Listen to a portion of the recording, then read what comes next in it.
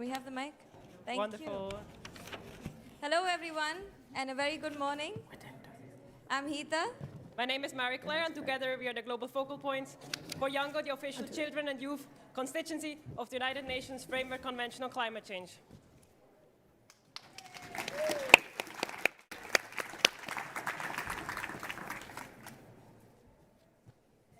As we wait for our last two final guests to show up, there they are. Good to see you. We will get Please take a started in seat. just 10 seconds.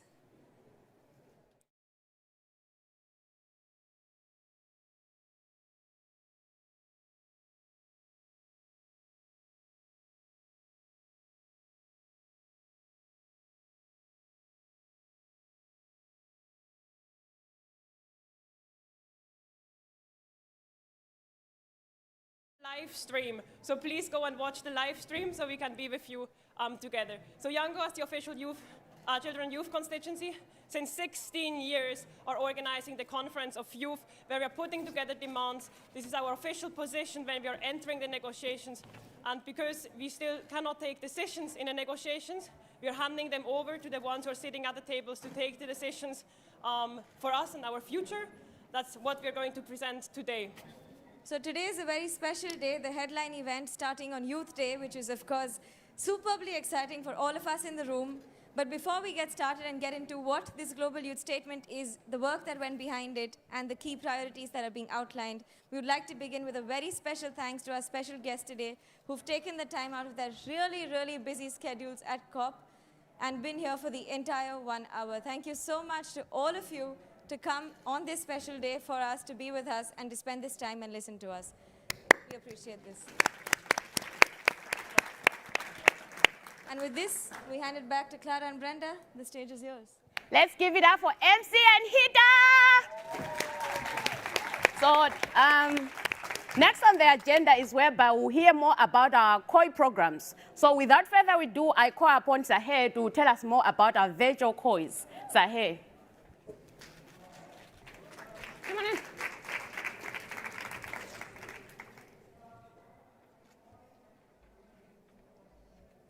Good morning, everyone. You can take your mask Youth off. Day. So today I'm here in front of you in my capacity of the first ever virtual. As the first ever COI liaison for the Virtual Conference of Youth, together with my other COI liaisons. The Virtual Conference of Youth came as the contingency plan for the Global Conferences of Youth, but it ended up being the most crucial bridge that we needed towards youth inclusion. Action for Climate Empowerment was the most voted out, responded outcome policy topic. And it just shows how much the young people want to turn ambition into action. And this COP, we just want to highlight and use this opportunity to tell the world leaders that virtual contingencies do not mean excluding our vulnerable, marginalized, and indigenous communities. So let's learn from these youth leaders that will be presenting to us, and let's not leave anyone behind while we fight for the global climate action agenda. Thank you. Thank you so much, Sahar. I agree. The virtual conference was crucial in the times of pandemic.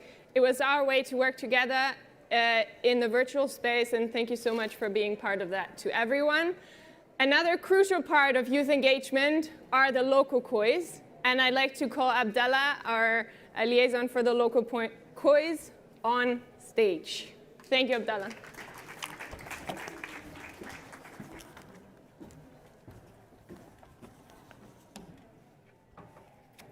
Hello, my name is Abdallah Imada Fifi, and I'm from Egypt.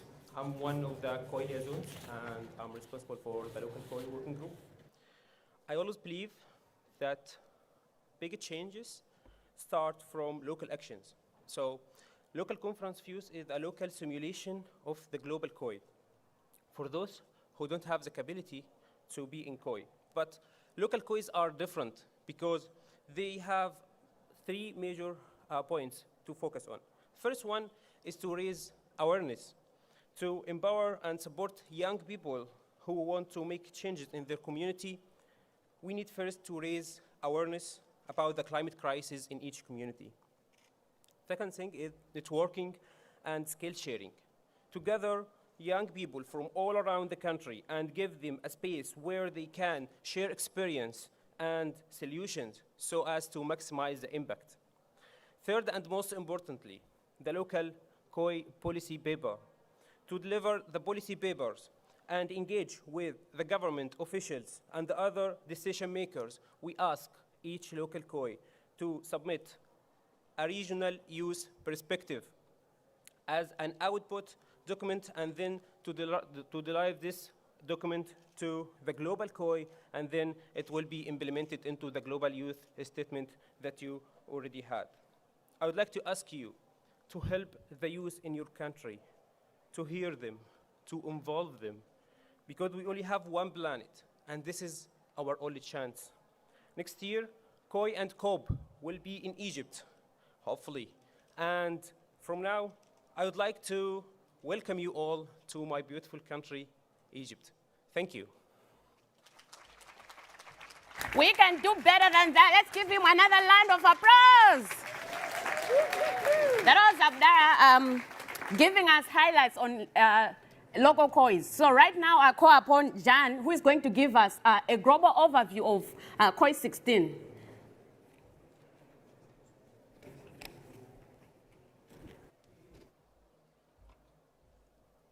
Thank you so much, Brenda. 8 years ago, I survived the world's strongest typhoon. 5 years ago, I was just a delegate of COI in COI 11 in Paris. Right now, I'm standing here in front of you as your COI liaison, and it's my honor to present to you our output and what we have done in the past few weeks. To our distinguished guests, good morning. To our audience who are here with us. Last week, the UN Climate Change Conference of Youth met for its 16th session. While in the past, youth were traditionally excluded entirely from global climate negotiations, now under the banner of YUNGO, the youth constituency to UNFCCC, this summit represents the voice of youth within the COP process. We thank the President for the historic act of granting us a formal endorsement from the COP President-designate for the first time. And we also thank the Office of Her Excellency UN Secretary General Envoy on Youth, the UNFCCC, and the Office of First Minister Nicola Sturgeon for supporting our COI as well. We hope that this endorsement will mark the turn towards real and meaningful inclusion going forward in this climate negotiation that will determine our future. COP26 is a crucial moment for future of young generations on this planet. We have seen an increase in the frequency and severity of the climate disasters in the past years, and no doubt that IPCC's recent findings have provided us with sufficient scientific evidence. We should take this opportunity to address the existing gaps and synergize our efforts to rethink, transform, and unify for change. It is time we summon the courage to do the right thing. At COI 16, young people played our role, working tirelessly for months to provide opportunities for knowledge and capacity building and elevated climate expertise and action for hundreds of global youth. Significantly, the COI 16 team also made an unprecedented effort to collect, synthesize, and present to you the top policy demands representing all global youth in the form of a global youth statement. This statement is not just demands. It is the effort and earnest attempt made by young adults to use their voice as a force for good. Thousands of young people came together in this process to urge the global leaders to accommodate the needs of youth in alignment with scientific guidance. Ladies and gentlemen, now we will hear from the amazing team that actually drafted this youth statement. Thank you so much. Thank you very much, Jan, for this introduction. We now have a video prepared, and I would like to call on Esther from the COI team to introduce this video for us.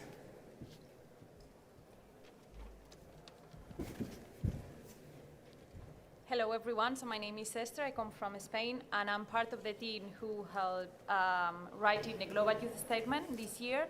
So the Global Youth Statement represents the voices of young people across the world and our demands to global leaders like yourselves, so we can together drive decisive changes at this COP. We all know that this year there are a lot of people missing who couldn't physically be here with us.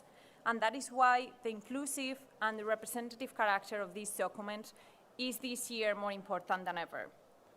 More than 2,000 environmental organizations, educational institutions, and young individuals from more than 130 countries contributed to this document.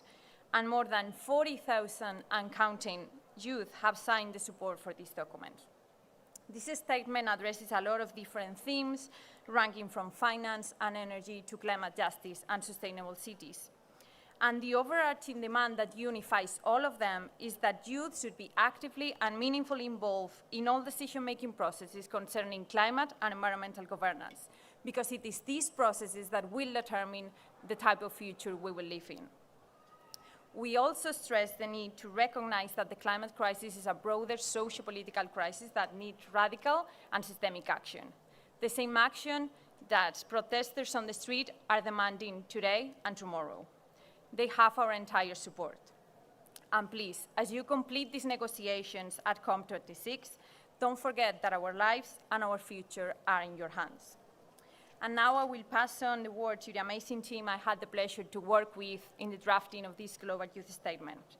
But before, we would like to show you a video that showcases this bottom-up process undergone to create this document and some of the main demands included in it. So please listen to them and act on them.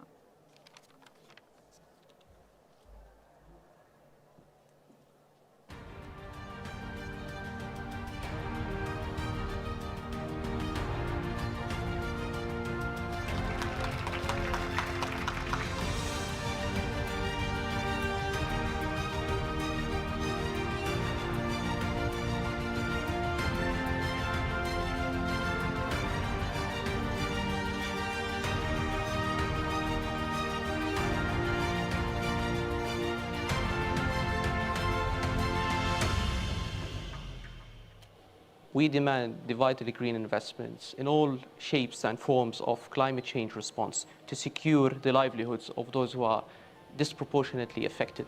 We demand inclusive green investment in adaptation, resilience, and natural disaster insurance, and the adoption of polluter pays principle. We demand green electricity systems that bring power to the people in an effective, ethical, and sustainable way.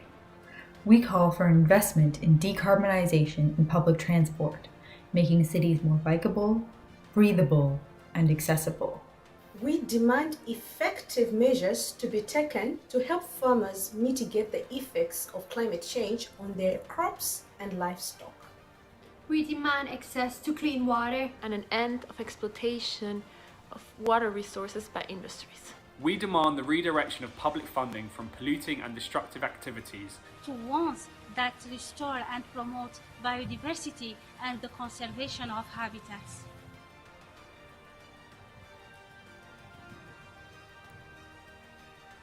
We demand the recognition of the links between climate change and food security, conflicts and diseases. We call for the recognition of the rights of indigenous and most affected communities, and we demand just, equal, and inclusive policy making.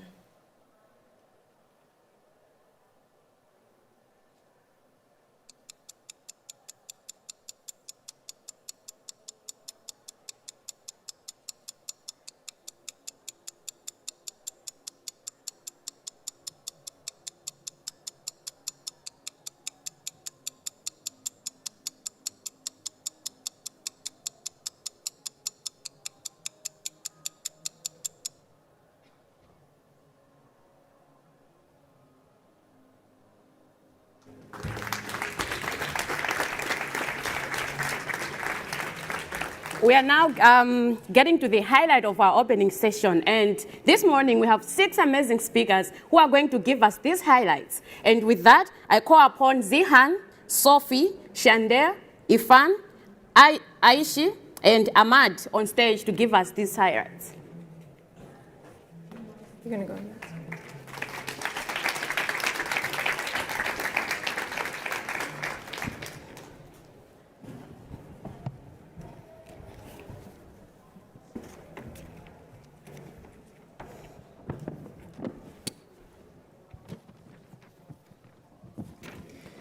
Thank you. Thank you very much for coming. Here on stage, you're allowed to take your masks off if you want. I would like to say one thing before we start. These 6 young people are representing a lot of other people who have been spending hours and hours working on this statement. They did that in their volunteer capacity. They were not paid for it, but they should have been. They did it anyways because it's necessary. To our high-level speakers, thank you for being here. I think for you it's the bare minimum to listen and then act upon what you are going to hear. The reason why we invited you here is because we still trust you. Not because we necessarily want to, but because we need to. There's a huge power dynamic in these spaces.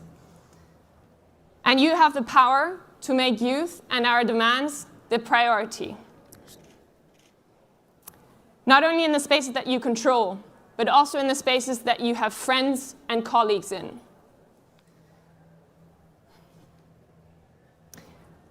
After you hear this, I want none of you to tell us how amazing you are. We know that you are. That's why we invited you.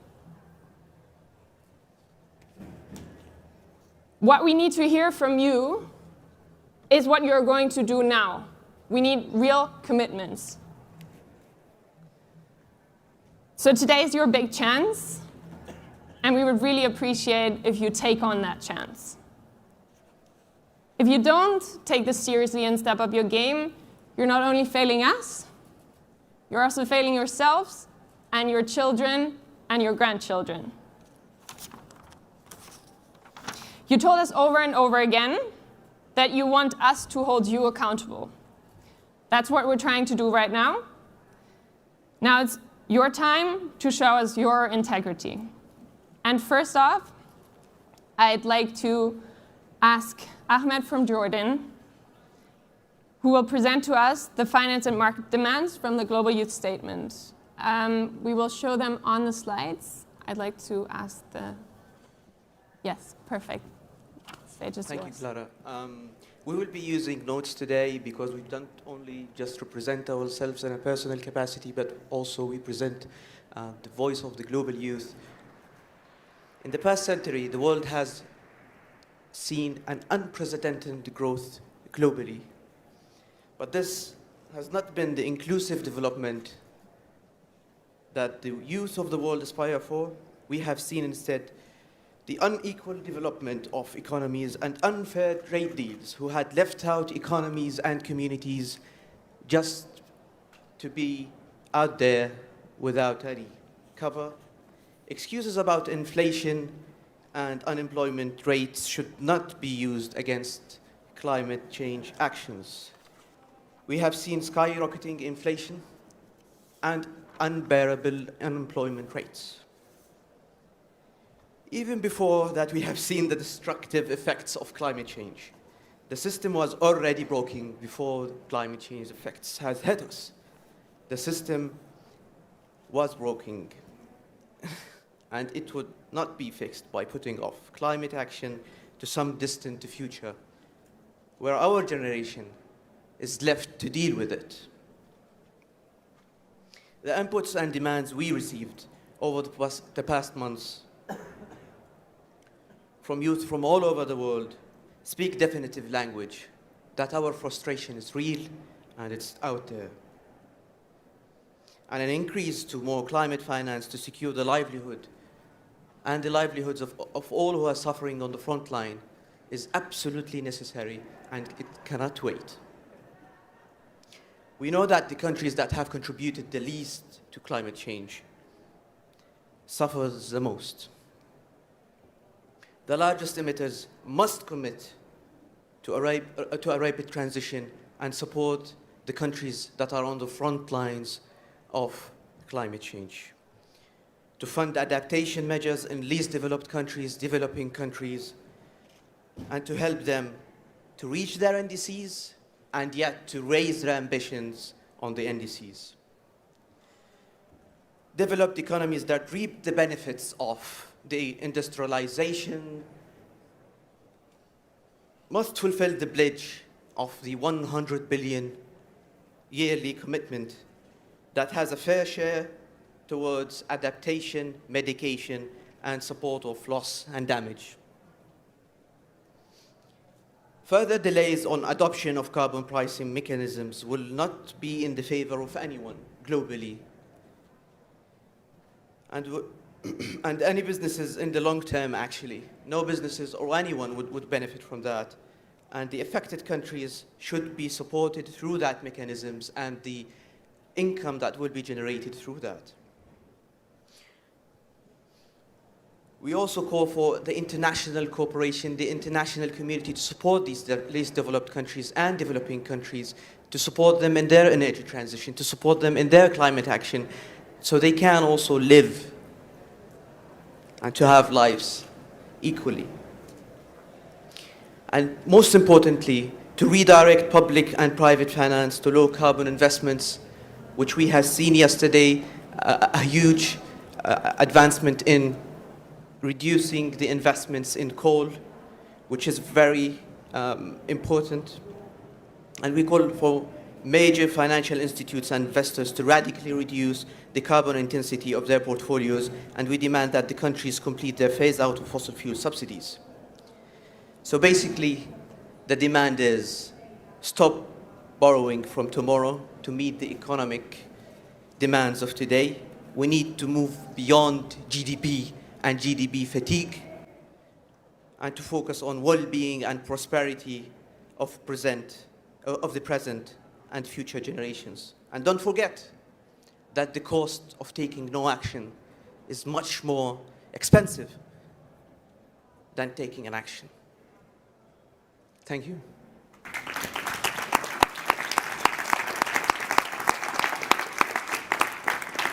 Thank you so much, Ahmad, for your wonderful insights. So right now I call upon Ash from the UK, who will be speaking to us on energy and transportation. Ash. First of all, I'd like to echo my colleague Ahmed in saying that we're using notes today because we're representing global youth voices, not just ourselves. My colleagues have spoken of the great privilege of reading the tens of thousands of inputs from the Global Youth Statement, from voices across the world gaining insights into so many lives and cultures. And many of those cultures have myths about the discovery of fire and the hope and the power that lay in those moments. So when I speak to you today of energy, I speak of hope and not of what energy has come to mean to so many people through fossil fuel infrastructures that poison water and air, committing acts of slow violence that destroy land and habitats and health. But I speak of the hope of green energy and the potential for growth and aspiration through a just transition to clean energy. We believe that community energy ownership yields empowerment, ensuring that communities from the most privileged to the most affected can thrive and prosper. Energy systems must shift to a human-centric approach. We call for improved access to affordable, clean energy for the most affected people and places, and investment to support countries that are most affected by the climate crisis to meet their energy demands. We believe that a just, fair, and democratic global energy transition to clean, renewable energy should be on the top of the executive agenda. We call for significant financing of technology and knowledge transfer to support the energy transition in developing and least developing countries, working with specific communities to tailor relevant solutions. Energy efficiency is key to multiple sectors to reduce their environmental impact and increase competitiveness, since renewable energy alone will not be able to meet the growing demands for energy at an affordable price. And that cannot be done without the support of financial systems to promote de-risking solutions for energy efficiency investments in the developing and least developed countries. We need to move away from hazardous sources of energy, like coal, towards fair and affordable renewable sources. And we need to increase the investment in education, vocational training, and research to prepare people with the knowledge and skills to meet the demand of the future energy job market. Because what we need from these negotiations is not empty words and exploitation. What we need is action and empowerment. So we call for an end to subsidies for fossil fuels. The real binding end to coal that our President Alok Sharma called for before these negotiations. And we call for a redirection of those funds to clean energy, to empowerment, and to communities.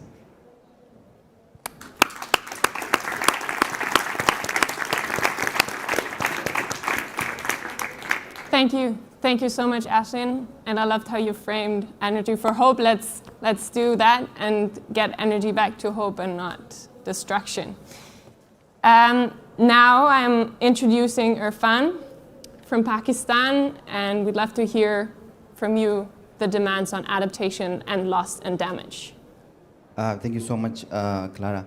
So as we all know, climate change causing severe impacts which are leading to loss and damages in many parts of the world.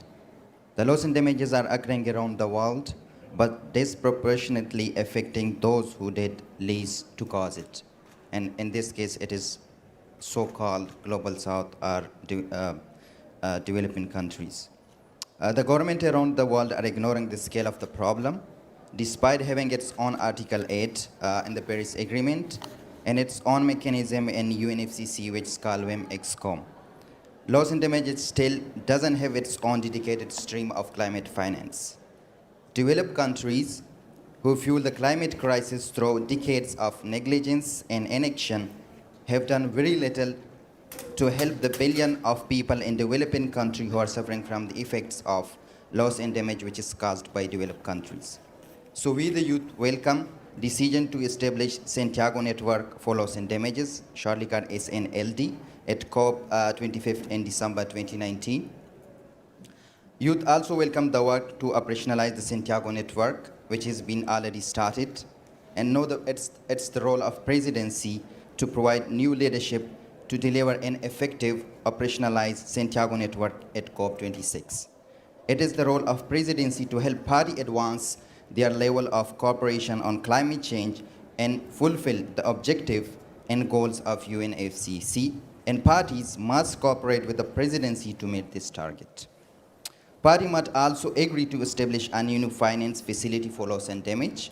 They must make more pledges to provide new and additional finance for loss and damage that goes above and beyond pledges for mitigation and adaptation. Parties should also make loss and damage a permanent agenda item in the negotiation so that they have the chance to make more progress and assess that how it is going. They must ensure that action taken and finance provided meet the scale of the need of the most affected countries and communities. So we, the youth, will consider the scope a failed event if we didn't have operationalized Santiago Network on loss and damage. So all the world leaders who are listening and who are watching, don't disappoint us. Our eyes are on you. Thank you so much. That was Irfan, emphasizing on making loss and damage a permanent negotiating item. So right now, let's hear on from Chandel from Trinidad and Tobago, where she'll be emphasizing, she'll be speaking to us on climate justice and underrepresented groups. Hello, good morning. My name is Shandell O'Neill. Trust me, you're as confused as to why I'm here as I am. But here we go. The world's underrepresented groups make up the majority of the global population, yet our voices are rarely incorporated in decision-making processes. Therefore, we will address the elephant not in the room. Globally, women are only 10% of heads of state and 21% of government ministers. Only 2 heads of state in the world are 35 or younger, despite young people being more than 1/3 of the global population. The UNFCCC rules prevent the real representation of indigenous peoples as autonomous from the nation states they live in. And the presence of BIPOC, Black, Indigenous, people of color communities in both political and scientific realms are disproportionately low. And we can go on. The problem is perpetuated in low-income families, migrant communities, the LGBTQ+ community, and also people with disabilities. All these groups have suffered the most during the COVID-19 pandemic across the world, exacerbating vulnerabilities, but even further, and we as global youth are not going to be seated watching to see how the same thing happens with the climate crisis. This is why we are here today, because we are tired that most decision-making processes, including those that are happening in these 2 weeks in this venue, are mainly taken by cisgendered, old privileged males. Sorry guys, not sorry. Today we are demanding an intersectional approach to climate governance in which everyone is meaningfully included and we don't leave anyone behind. This means that we need to address the root cause of all human rights violations, discrimination. We need to go beyond biases and divisions to truly understand we can either restore Mother Earth together or we can face a most painful extinction alone. We need to be more compassionate to one another. We need gender-responsive action. We need to be better people. We especially mention the rights of Indigenous and Native peoples who are guardians of our Mother Earth. The climate crisis is broader than socio-political crisis that needs a systemic transformation in our societies. More concretely, we urge real representation according to justice, equity, diversity, and inclusion, JEDI principle at COP and other UNFCCC processes, as well as in the drafting of both NDCs and national action plans. We refuse the tokenistic representation of vulnerable groups, of vulnerable communities as victims or beneficiaries, and highlight our roles as knowledge holders, innovators, and leaders. Global South, BIPOC, and vulnerable and marginalized communities urgently need support, both political and financial. And the already existing climate migrants need to be legally acknowledged so that they can be integrated into asylum schemes and have their basic rights ensured. We call for better inclusivity, representation, and accessibility at all UNFCCC processes and events in general, so no one is prevented from attending an event. UN agencies should also reduce language barriers in their strategies, programs, and all COP-related events, including simultaneous translations or subtitles in at least all UN languages. In 2020, 227 climate and environmental activists were killed, and more than a third of the victims were Indigenous people. We are the youth, and the voices of not just tomorrow, but also today. We are doing everything in our hands. Will you? Like, dog, I'm here. Like, that's how hard we're doing it. Like, I come from Trinidad and Tobago. I'm not supposed to be here. I'm a sustainable energy specialist. I'm a human rights advocate. I'm at COP26. I don't know what I do in here. I am on a stage right now in front of a whole bunch of people, but trying a thing, I guess. So thanks for listening.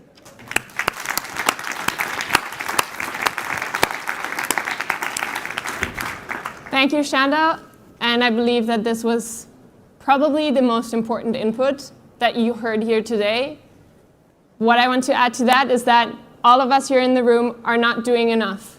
It is the most marginalized people on the front lines of the climate crisis that are doing more than enough, and we need to take the burden off them. Next. Next, I'm introducing Sophie from Germany to please talk on agriculture and nature-based solutions. Thank you. We had the pleasure of having Jiboyana, indigenous activists from Brazil, with us at the Conference of Youth last week. And they made a chilling statement on how their very home is under threat.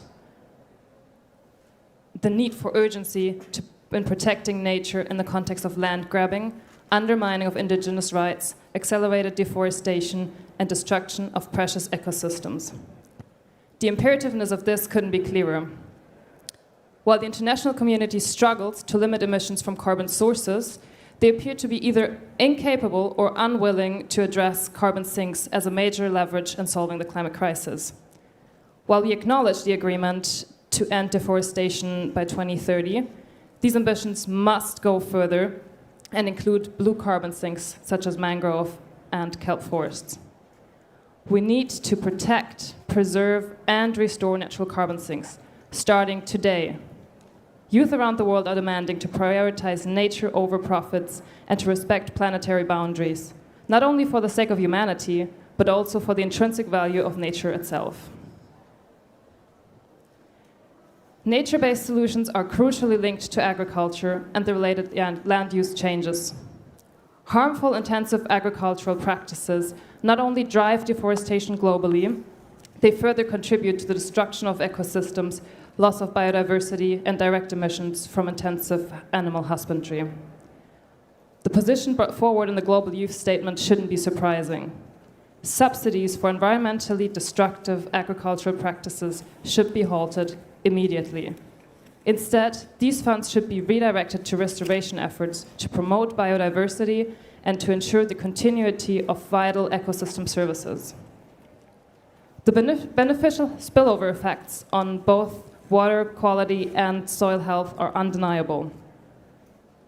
We appreciate that agriculture has been incorporated into the UNFCCC under the Coronavia agreements in 2017 and the vast acknowledgement in the mitigation processes of strategies of over 150 countries.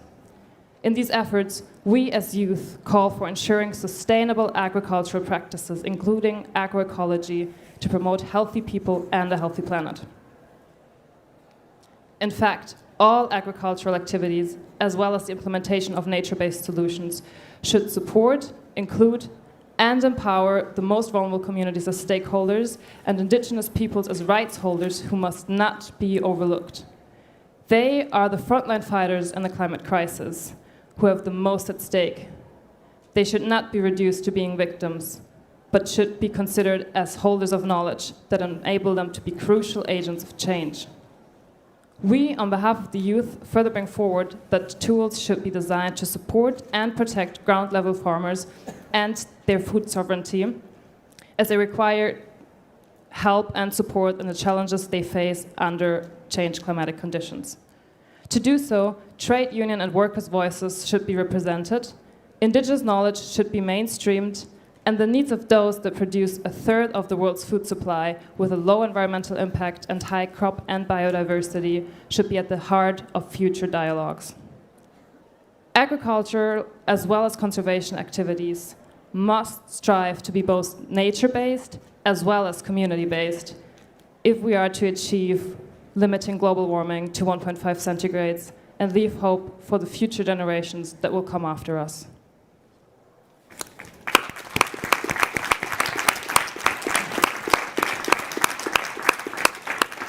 That was Sophie, emphasizing much on the need of having sustainable agricultural practices and at the very same time prioritizing nature over profits. So lastly, let's hear from Zihan, who will be speaking to us on local action in cities. Thank you, Brenda. Raging fires that sweep Los Angeles, tumultuous typhoons that swallow Shanghai, flash floods that sink Ahuila. No, this is not a vision from the distant dystopian future. This is the present in which we all live. Tragically, these cities are but 3 among thousands in the world that have, in the past year alone, witnessed the disastrous impact of climate change. Combined with more than 4 billion people and more inhabiting urban areas, it is clear that cities are on the front lines of climate change. In light of this, we expect cities to be actively spearheading the fight against climate change. First and foremost, we urge national governments to reinforce urban innovation and sustainable infrastructure, from adopting rooftop solar technologies and microgrids, to constructing decentralized treatment facilities and blue-green infrastructure. Cities must radically reduce the environmental footprint, adapt to a changing climate, and build urban resilience. In the context of rapid urbanization here and around the world, we also call for states to work with the UN, especially the UNFCCC, to recognize the importance of just transition through ambitious local level action. Sustainable urban solutions in smart cities, such as decarbonization and digital transformation, must consciously address the reality of social economic disparities and leave no one behind. Finally, and most importantly, we call for the creation of multi-stakeholder platforms that integrate youth and public demands in climate governance. We believe that real change can only happen if states involve, engage, and mobilize all sectors of the population, especially grassroots organizations and underrepresented groups, in pursuit of the collective cause to protect our future. By presenting our Global Youth Statement here today, we are joining thousands, if not millions, if not billions of people here in Glasgow and around the world in calling for bold and ambitious climate action with and for the next generation. One thing is clear: we are ready for action. The question is, will leaders at COP26 deliver? Will you deliver?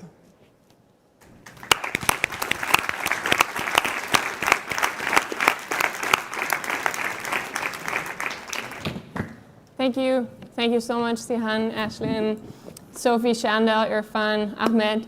Thank you for delivering these statements. I would like to add two quick things on youth engagement. One is that meaningful youth engagement needs to include that young people can self-organize and decide themselves how they want the youth engagement to happen.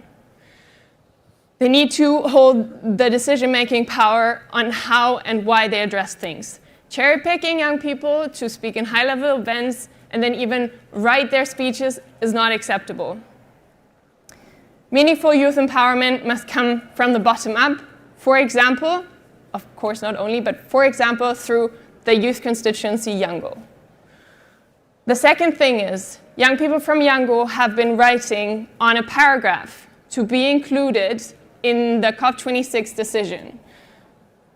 I expect all of you to support this. If you speak to negotiators who can champion this, can move this forward, please mention the youth paragraph. It is really important, if you want to have an inclusive outcome, to have a paragraph on youth in there. Thank you, all of you. You may leave the stage.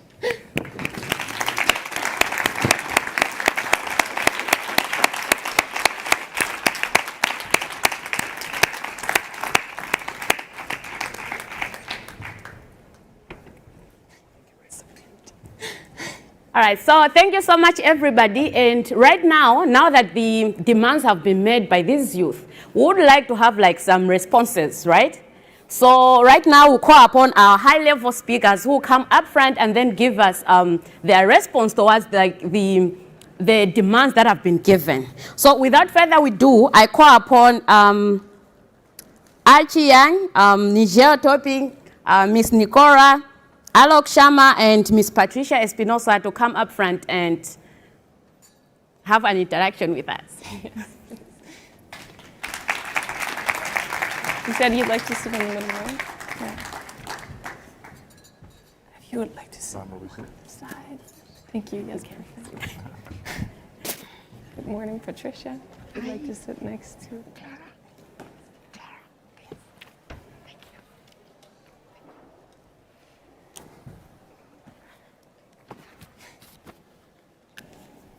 Thank you so much for your availability today. And without further ado, first of all, I'll just get straight into it.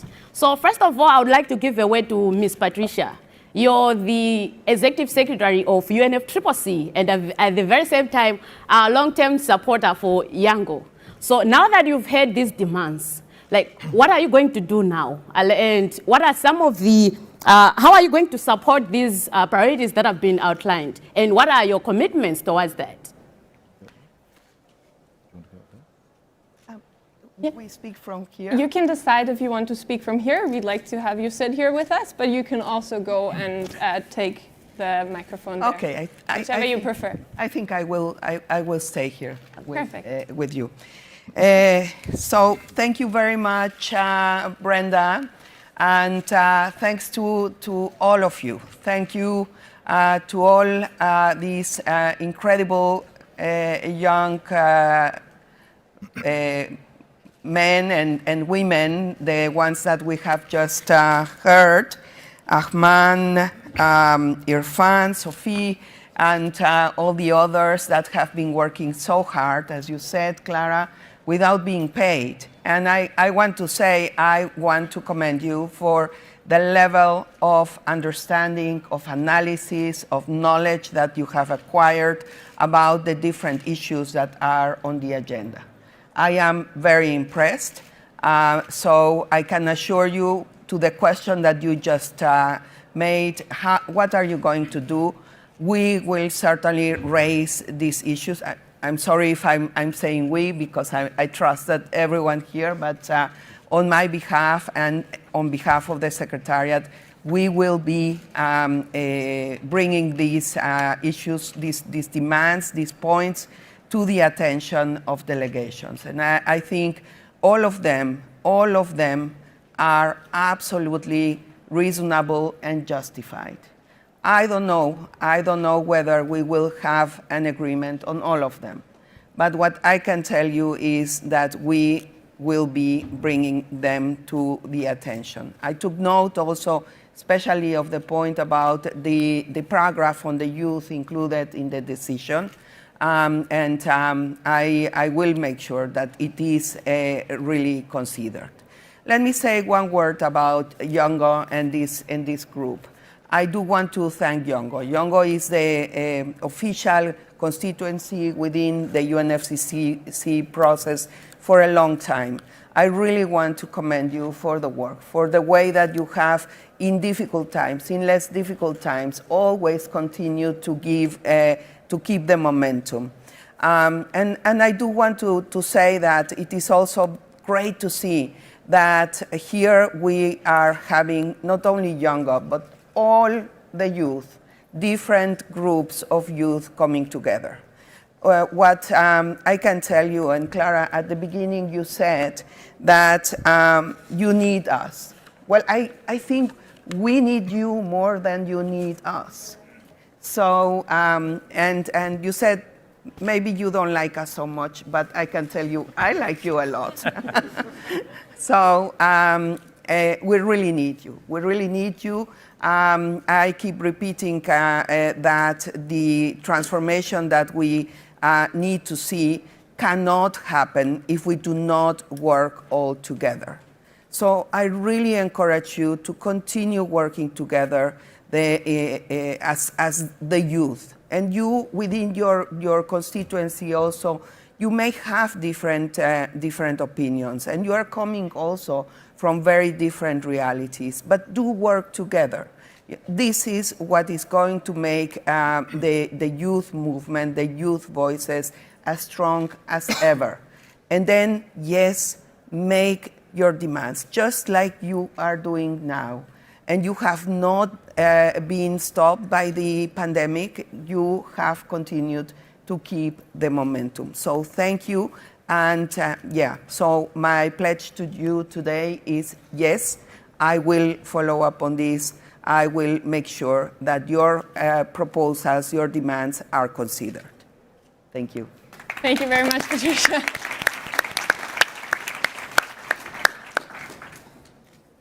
Thank you so much. And you need us, and we will also not go away. It's not a threat. Yeah. I'm just going to say we're going to stay.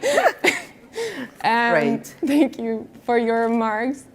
And I would like to now hear from our president, Alex Sharma, COP26 president. The stage is yours. Please stick to the questions. And Great. Well, thank you very much for inviting me. And can I also thank Yongo for not only organizing this, but the unique place that you have in the UNFCCC framework. A huge thanks to all of you for everything that you're doing. But can I just say that, I mean, everything that I've heard today goes to one point, which is that leaders talk about trillions, billions, we talk about energy transition across the world, we talk about restoring forests. This is all about what we are trying to do to have a positive impact on individual lives across the globe. This morning I met a group of women, a group of mothers, who are campaigning for clean air in every country. The mothers that I met this morning were from different continents, and they presented a letter to me on behalf of millions and millions of parents to give to ministers, to give to world leaders here at this World Leaders event and also at the COP. And I can tell you, from their point of view, the discussions we're having go really to the heart. It goes to the impact on their children's lives. And so we get this. And I've got kids. People in this room will have grandkids. That's what we're trying to do, is to try and make a better world for each of us. Now, you've raised a number of really important issues. And by the way, can I just say that I think what you have put together here as a statement is absolutely remarkable. And I was at an event a few days ago. It was a very emotional event. And I understand the tension, the energy, and actually the anger that young people feel. But despite that, you have worked, I think over 6,000 hours, I was told, went into this document, getting views from young people across the world. That is remarkable. And what I said at the COI event was that many of the issues you've raised are the issues that we are discussing at this summit, at this conference. So let me just run through 2 or 3 of those so you have a sense that we are actually on the same page and we're trying to do the same thing. So firstly, in terms of energy transition, absolutely we need to get this right. And you will know at the start of when I took on this role, I said I wanted us to have this COP as to be the COP where we consign coal power to history, right? Let's see what's happened over the past year. We've got every G7 nation, every G20, as part of that, South Korea, China, all signed up now to ending international coal financing. That is big. We've had yesterday declarations on coal, lots more countries signing up the Powering Past Coal Alliance, countries now signing up to end financing fossil fuel across the world. And that's going to grow, right? There is a momentum there, and it's thanks to you, and it's thanks to everyone who's making that happen. You talked about helping countries with the energy transition. Well, a couple of days ago, I was part of announcing $10 billion worth of money from philanthropies, from other organizations, which is going to be injected, and I hope will grow to 100 billion by 2030, to help countries on the front line of climate change make that transition to clean, renewable energy. You talked about forests and land use. You've seen the remarkable declaration that's been signed. Of course, countries and leaders have made commitments, but they're going to have to stick to them, right? And we are together going to have to make sure that they stick to them. You've seen the discussions we're having on loss and damage, on making sure we actually operationalize the Santiago network. All that work is ongoing. And I just want to say to all of you is that we, each of us, understands why this matters, right? It's why I'm fighting literally night and day to make sure that we are able to reflect out of COP that we have kept 1.5 within reach. Because I know some of you come from countries where 1.5 alive literally means 1.5 alive. There are countries in the world, as you know, that even at 1.5, or if the temperature goes above, will cease to exist. So I get this. And the final thing I want to say to you is that this is a corporation. Absolutely, you need us, but we need you. So help me to make that argument to delegates, to ministers, this week, next week. And let me commit to you that I will do absolutely everything I can to get this thing over the line. But we should do this together. Thank you.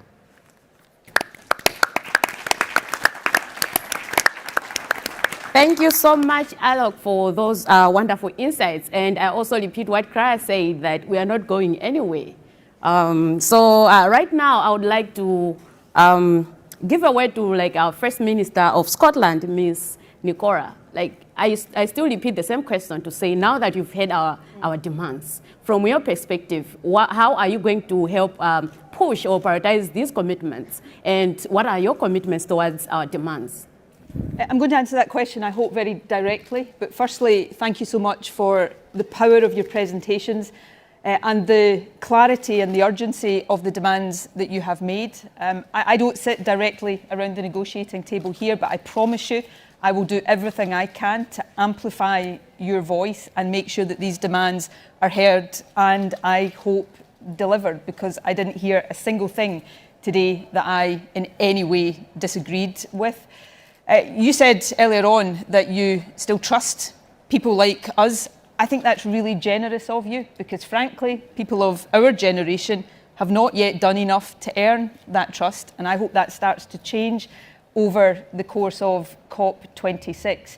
When I watched the video earlier on, I thought the most powerful thing in it was the ticking of the clock at the end of it, because this is make or break. Time is running out, and it's your lives and it's your futures that are at stake here. So we must step up and we must deliver for you, because failure to do that, frankly, is not an option. What am I going to do? I want to talk about, very briefly, 3 things that I commit to you to do.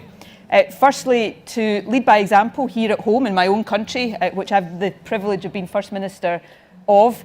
Scotland has already set the targets that are consistent with the Paris goals. That's good, but that is not enough. Targets that are not delivered are meaningless. So our responsibility now is to meet those targets. So I promise you we will accelerate as far and as fast as we can that transition away from fossil fuels. In Scotland's case, that is oil and gas, and prioritise investment in clean, green, renewable energy. For those of you who are visiting Glasgow for the first time, you'll have noticed we have quite a lot of wind and water. There's no excuse. We have an abundance of renewable energy potential. We must make sure that we fully utilise that. So just as we've done on electricity, we're now focused on decarbonising how we heat our buildings, how we travel around, how we produce food in our massively important agriculture sector. We also, and I commit to you, we are doing everything to protect our natural environment, to make sure that we are protecting our carbon sinks, planting trees, restoring our peatlands. And lastly, in terms of my domestic commitment, to put justice at the heart of what we do. The justice of the transition here at home, but also face up to the obligation countries like ours owe to countries across the global south. That is really important. We became, a few years ago, the first country in the world to establish a climate justice fund. We're about to increase the value of that. And this week, I think we've become the first developed country to say we're going to commit resources to loss and damage. Not just talk about it, but actually do it. And I hope we'll see others follow suit here over the course of next week. Secondly, I promise to do everything I can to prioritise accountability, to open myself to accountability, but also to press for greater accountability out of this summit. We don't know exactly what the conclusions of the summit will be.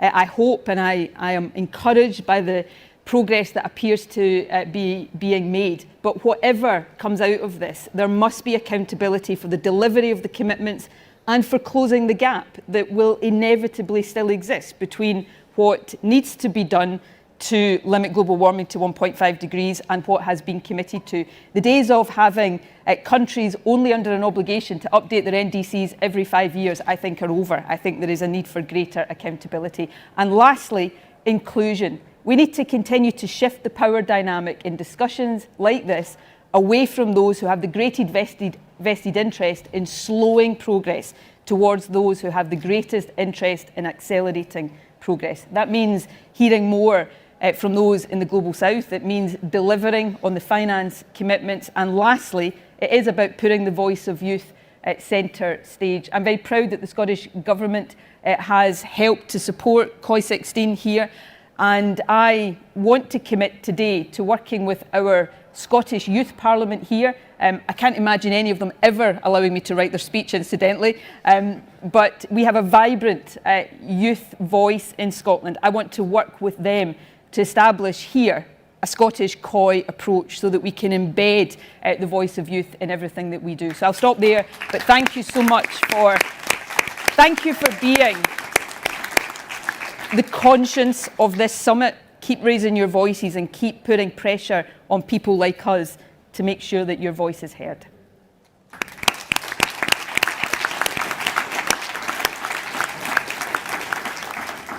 Thank you. Thank you very much, First Minister.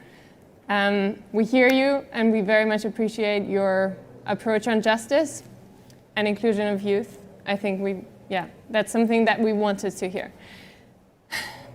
I wanted to quickly address the empty chair because I think it's quite a symbol of people who are not listening. So I would like to, on what Oleg said and what you said, this is the chair of the people that we're still going to talk to and that's still going to listen to us. You're going to talk to them, and we're going to talk to them. Maybe that can be our commitment, and that could be the symbol of this empty chair. Okay.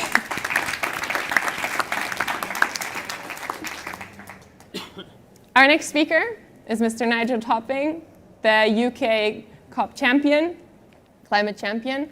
I think you know the questions, so we'd like to hear from you on them. First of all, I think you should be really proud of the process that you've been through, not just those few numbers of you who are representing so well, but the thousands behind you. And on behalf of Gonzalo Munoz, my fellow UN high-level climate action champion, I'd like to say we hear you, and we're pushing ourselves to do better every day. I want to applaud the incredible sophistication and constructive nature of the process and the demands that come from it. I too am angry, but you've done a great job of turning your anger into agency. I think that's so important. And I'd like to address the empty chair and say that we need to approach the empty chair with love and never give up on the possibility of the empty chair opening their heart, listening, and turning to be a partner in the action that we all need to take together. I'm very conscious that the demands are largely focused on the multilateral process of national governments. And of course, the mandate which Gonzalo and I have is to work exclusively outside of that process with non-state actors. What we're doing is trying to work with everybody to drive systems change, to tackle climate change. And your voice, your ideas, your work as a youth community in the broadest sense are a crucial part of all that. So I'm going to kind of address my commitments slightly more broadly than the demands. First commitment I'd make is we will follow up with the UNGO focal points next week. And actually, we'd really like to have a deeper follow-up with each of the 6 speakers because it's just too rich to tackle in a couple of minutes. But let me make 3 specific commitments beyond that. The first is that we will ensure that youth voices are embedded in all of the high-level champion and Marrakesh partnership processes, that the 35% of our team who are youth will be maintained or grown, and including the numbers in substantive leadership positions, and that we will extend and enlarge the youth fellowship program, which we prototyped this year very successfully, but with some bumps, as all prototypes are. Secondly, we applaud your focus on implementation, and we commit to a relentless focus on short-term action. We've been delighted that I think the UK presidency has innovated a real-world theme for every day. In the past, there's been a corner of the COP, which was the Marrakesh Partnership Global Climate Action Zone, and that was the action zone, and everything else was a bit higgledy-piggledy. And having a real-world theme every day, we think, is a real step forward. Our youth fellows have been very involved in that. For example, today is our Water and Oceans Day. In particular, in terms of short-term action, we commit to more focus on resilience, loss and damage. And the third commitment is that we will regionalise the work of the high-level champions in the Marrakesh Partnership for Global Climate Action, starting with small teams we've established in Latin America and Africa, but with a particular focus on growing them and the work in SIDS and Nation next year, so that we can really bring into the work the local context, the local wisdom, and the local voices in everything that we do. I'd like to end by saying thank you for your trust, and you have my word that I will honour that trust. Thank you so much for those wonderful insights. And yes, we'll not give up, and we are not going anywhere. So lastly, let's call Mr. Archie, who is the UK lead negotiator. So from you, we just want to know, like, give us your thoughts. How is the UK delegation going to commit to our demands? Sure. Thank you very much. Thank you for inviting me as well. I feel slightly out of place as a mere public servant with politicians. And you talked about trust. I hope that we, as all of the negotiators, all of the public servants who are trying to get this work done, that we have earned your trust through regular engagement, and that we can continue to deserve it through delivering on your asks, but also on the asks of so many young people around the world. And congratulations, as others have said, this is hugely important, but actually useful work that you have done. Each of the points that you have raised, I have also heard raised in the negotiating rooms this week. And I think what that tells me is that the expertise and the insight that young people have brought to this process is both being heard, is pertinent, and also has a good chance of being acted on. And the COP president has mentioned several examples of where that is the case, both in the negotiations, but also in the wider work that we have done at this COP. And I'd just like to reference, just transition was referenced by one of the young people earlier. And yesterday we had the declaration on just transition as an example of how we are trying to move each of these elements forward, both through the multilateral process and through coalitions of the willing. You raised many, many important issues that we are grappling with right now. You also said that you would hold us to account. Thank you. You do that, but also our children do that. And I know some of you in this room have heard me talk about my kids before, and don't worry, I'm not going to talk about them today. But they do. They hold us to account, though, and that matters. And actually, some of what we are negotiating here is vital to having the confidence in the commitments that are being made. We have heard a number of big numbers, big commitments. But in the detailed negotiating rooms, we are working through tables of reporting, systems, mechanisms, engagement ways that we can have confidence that these big commitments will be delivered. And that is why it matters. It's not always politically sexy, but it matters. And then you asked for us to commit. So I will make 3 commitments to you. One, I will do this afternoon. So as you know, we are consulting with all parties on what they would like to see in the cover decisions, the more political statements that will lay over the detailed negotiating decisions. This afternoon, I am continuing my consultations with all heads of delegation on what they expect to see. I will refer to the points that you have made today in your presentations, and I will also happily read out the desired paragraph that you have set out for your expectation in the cover decisions. It is a consensus party-driven process, but I will at least give it the floor so that it is heard by all parties. The second commitment I make is on one of the negotiation tracks, which is regarding the participation and engagement of youth and others. Now, this is an example of our process. It is called the review of the Doha Amendment of Article 6 of the Convention. That is inclusive and participatory, isn't it? But that is actually about how do we engage young people? How do we encourage education, encourage participation in all forms of climate action? So I commit that I will continue to make sure that that is delivered at this COP. And then the third is beyond this COP, because this COP is not the be-all and the end-all. We are working beyond. So my third commitment is that I will work with the COP president for our presidency year, to work with you to identify how, over the course of that year, we can continue to promote, to involve, and to engage, and give the platform to the youth voices so that the actions and commitments here can be continued beyond that. Thank you again for your work. Thank you so much. We're a bit short on time, so we're jumping right into the handover of the hard copies of our 77 report. The demands are in there, and they're being delivered by our young speakers.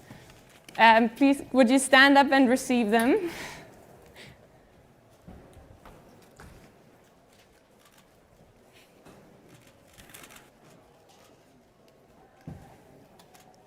Can Patricia also get one? And Archie?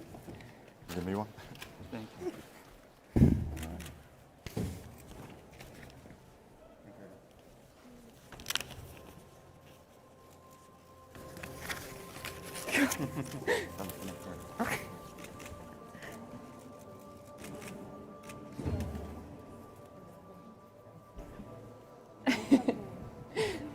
Thank you. Let's each one So, just to not leave this to silence, you know what we expect you to do with this. So go with peace and with a statement, and we'll hold you accountable, as you said. All right, so thank you so much for your availability today. We really appreciate, and thank you for receiving our demands. So now it's time for you to go and do what you have to do. Thank you so much.